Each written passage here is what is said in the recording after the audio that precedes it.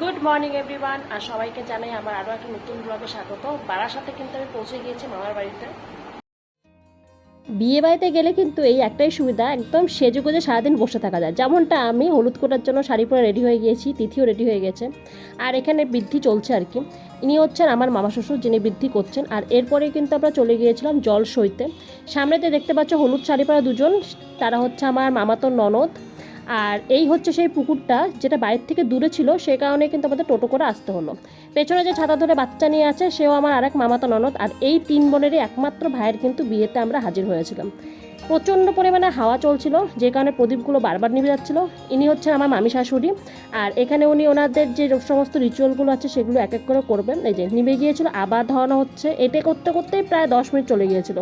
যাই হোক, সমস্ত রিচুয়ালগুলো এক এক করে করা হলো। আর একটু তাড়াতাড়ি করা হচ্ছিল, কারণ না বৃষ্টি বৃষ্টি ওয়েদার ছিল। যদি বৃষ্টি নামতো তখন আরেকটু অসুবিধা হয়ে যেত। তাই আস্তে আস্তে করে সমস্ত রিচুয়ালগুলো ঠিকঠাক মতন সময় মতন হয়ে গিয়েছিল। আর দেখতে থাকো তোমরা সমস্ত কিছু।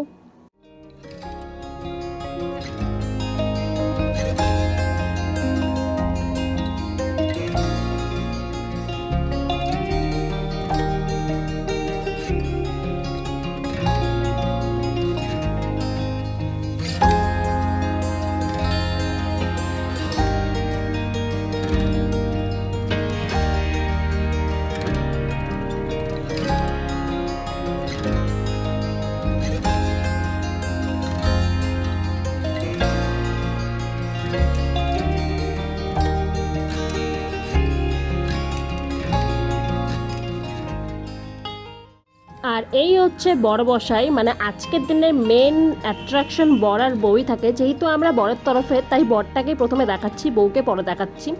এখানে দাঁড়িয়ে আছে, ওকে হলুদ লাগানো হয় বলে ওর মুখের অবস্থাটা জাস্ট দেখো, বেচারার মতন দাঁড়িয়ে আছে, কিন্তু কিচ্ছু করার নেই।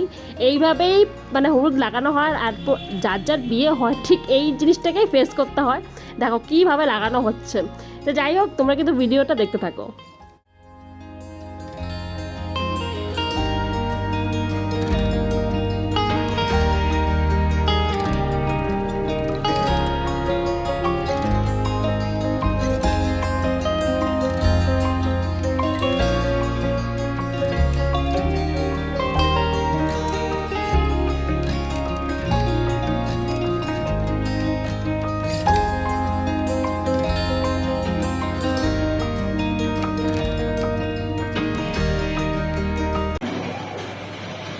সেরকম ভাবে যদি আমরাও ট্রেনটাকে বিছাতে পারতাম।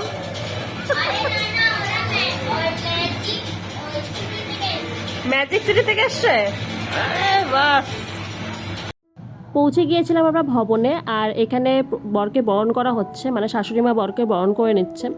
আমরা একটু তাড়াতাড়ি চলে গিয়েছিলাম, যেহেতু অনেকটাই সময় ছিল হাতে, সে কারণেই যথারীতি ফটো সেশন করা হচ্ছিল। আমরাও কয়েকটা ফটো তুলে নিলাম। আর এই হচ্ছে আমার লুক, একদম আমি সিম্পল সেজেছিলাম, সেরকম কোনো কিছু আমি নিয়ে যাইনি। আর এই হচ্ছে আমাদের মিষ্টি ব্রাইড, খুব মিষ্টি লাগছিল কিন্তু ওকে দেখতে, খুবই মিষ্টি। আচ্ছা, ওই যে সিটটা ফাঁকা আছে, আমার বসবো নাকি বলো? আমার বলা যায়, হ্যাঁ।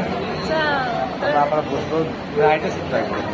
আরে না, বরের সিটটা ফাঁকা আছে, বসবো নাকি বলো না? হ্যাঁ হ্যাঁ, ব্যবস্থা করি না। হ্যাঁ, তোমার সাথে বলবো। আমার সাথে কেন? হ্যাঁ, বললাম আমার সাথে বসবো। আমি বললাম, তুমি জিজ্ঞেস করো নাই। না না, তুমি বলো না আমার সাথে বসবো, তুমি বললে আরেকবার বসবো। জিজ্ঞেস করো নাই। আচ্ছা, বাবা খুব সব আরেকবার বসবো। বিয়েটা শুরু হতে যেহেতু একটু দেরি ছিল, তাই আমরা স্টার্টারের দিকে চলে আসলাম। স্টার্টারে ছিল ফুচকা, যেটা আমি খাইনি। আর ছিল কোল্ড ড্রিঙ্কস, ছিল এখানে চিকেন পকোড়া, পনিরের পকোড়া, দুটোই ছিল। পনিরের পকোড়া, চিকেন পকোড়াটা কিন্তু বেশ খেতে হয়েছিল। আর তার সাথে সাথে ছিল কফি, কফিটাও আমি খাইনি, শুধুমাত্র কোল্ড ড্রিঙ্কস, চিকেন পকোড়া আর পনির পকোড়াটা খেয়েছিলাম। তারপরে আমরা চলে গেলাম, কারণ বিয়েটা স্টার্ট হবে। এখানে মেয়েকে নিয়ে যাওয়া হচ্ছে, আমাদের যেমন পিড়িতে নিয়ে যাওয়া হয়, আবার অনেকের থাকে নিয়ম যারা হেঁটেই যায়। তো এখানে মেয়ে হেঁটে হেঁটেই যাচ্ছে বিয়ের আসরের দিকে।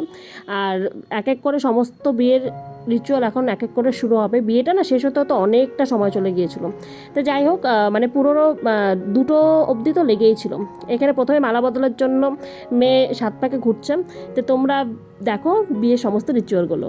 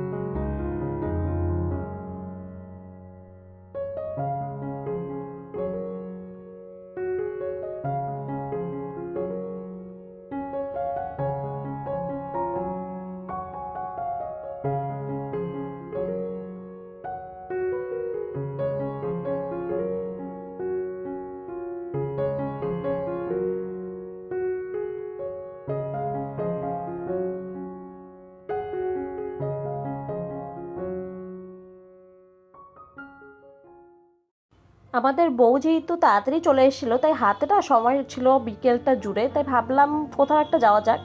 আর মাথায় এলো যে নতুন যে মেট্রোটা চালু হয়েছে গঙ্গার নিচ দিক দিয়ে, সেটাতে যাওয়া যাক, কারণ তিথিরও খুব ইচ্ছে ছিল ওটা দেখার জন্য। লাস্ট যখন আমরা ডিসেম্বর মাসে গিয়েছিলাম তখন অবধি তো সেটা চালু হয়নি, তারপরে চালু হয়েছিল, তাই ভাবলাম যাচ্ছি যখন, তো ওটাই ঘুরে নিয়ে আসা যাক। আর সময় তো হাতে বেশি ছিল না সেভাবে কোথাও যাওয়ার।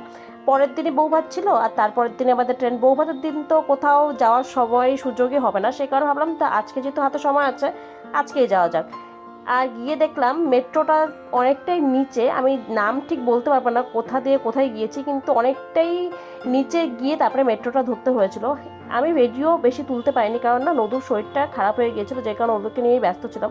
যতটুকু পারছি তুলে ধরার চেষ্টা করছি। আর এই যে চলে আসলাম, এইখান থেকে কিন্তু আমরা মেট্রোটা ধরবো যেটা গঙ্গা নিচ দিক দিয়ে যাবে।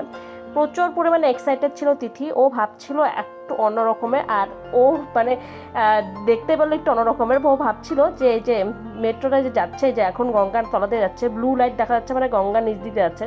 ও ভাবছিল যে গঙ্গার জল হয়তো দেখা যাবে মেট্রোর পাশ দিয়ে, কিন্তু সেরকমটা কিছুই হয়নি। সেই কারণে ওর মনটা একটু খারাপ হয়ে গিয়েছিল, কিন্তু দেখে কিন্তু ও প্রচুর এক্সাইটেড হয়ে গিয়েছিল। ভিডিওটাতে আসছিল না কালারটা, সে কারণে আমি এদিকে একবার তুলছিলাম, একবার এদিকেও তুলছিলাম, যেদিকে আর কি ভালো আসবে। তো দেখলাম মোটামুটি এসেছে আর কি, কারণ লাইটটা বাইরের দিকে একটা হালকা, তো তো মোবাইলের ক্যামেরায় আমার আসছিল না। আর দিদি দেখো বাইরে জানলা দিয়ে দেখছে খুব আগ্রহের সাথে, যে কি দেখা যাচ্ছে সেটা না মানে দেখার জন্য আর কি। তা আমরা এটা ঘুরে ফিরে নিয়ে কিন্তু বাড়ি চলে এসেছিলাম, আর কোথাও যাইনি। আর দেখো রাস্তায় নীল বসে পড়েছে, আর এতটাই ক্লান্ত। এতক্ষণ তোমরা ব্লগটা নিশ্চয়ই দেখলে, আমার ভয়েসে শুনলে, কারণ আমি ফ্রন্টে আসতে পারিনি, কারণ সময় হয়নি। তাছাড়া বিয়েবাড়ির মতো এত ঝুঁকির মধ্যে আর হয়নি। যাই হোক, আমি সমস্ত ভিডিওটা তোমাদের সাথে শেয়ার করলাম। বউ বাড়িতে চলে এসে আশীর্বাদ পর্ব মিটে গিয়েছে আর কি। তো এই ব্লগটা এই পর্যন্ত, রিসেপশনের ব্লগটা আমি আলাদাই বানাবো আর কি। আর এই ব্লগটা আমি এখানেই শেষ করব। তোমাদের যদি এই ব্লগটা ভালো লেগে থাকে তাহলে চ্যানেলটাকে অবশ্যই একটা সাবস্ক্রাইব করে দিও, একটা লাইক করে দিও। দেখা হচ্ছে পরের ব্লগে। ততক্ষণের জন্য সবাই সুস্থ থাকো, ভালো থাকো, বাই বাই।